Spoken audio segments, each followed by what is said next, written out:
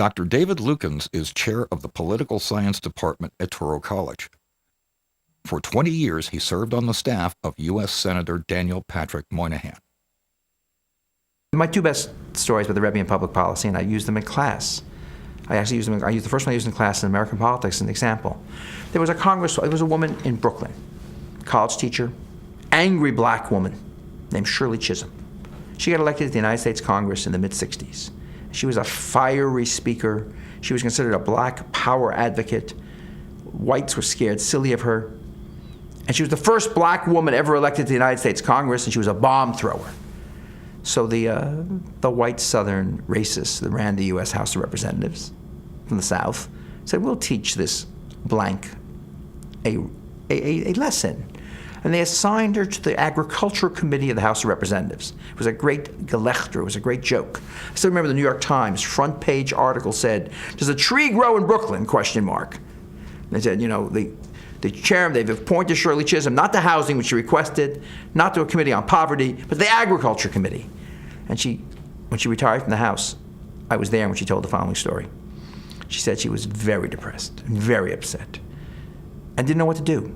She got a phone call. The Lubavitcher rabbi wants to see you. And of course, she was the congresswoman from Crown Heights.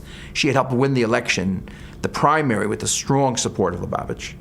She had some very close relationship with people in the Crown Heights community, and she came to see the Rebbe. She told the story. She had seen him once before when he had refused to endorse her. But then he said, everyone voted for me, so I guess he did something. She was very cute about that. She said, but then she came to see him the second time, and he sat down and he said, I know you're very upset. She says, I am upset. I'm insulted. What should I do? And he said, what a blessing God's given you. This country has so much surplus food, and there's so many hungry people, and you can use this gift that God's given you to feed hungry people. Find a creative way to do it. And she says the first day she came to Washington, she met a young congressman who's now a world-famous figure, Robert Dole from Kansas. And they started talking, and he said, our farmers have all this extra food. We don't know what to do with it. She said, 1 second, the rabbi.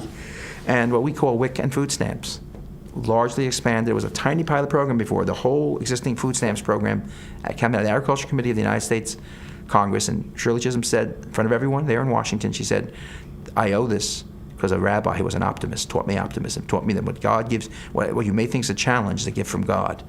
She said, if poor children, babies, I heard her say this, she said, poor babies have milk, if poor children have food, it's because this rabbi in Crown Heights had vision.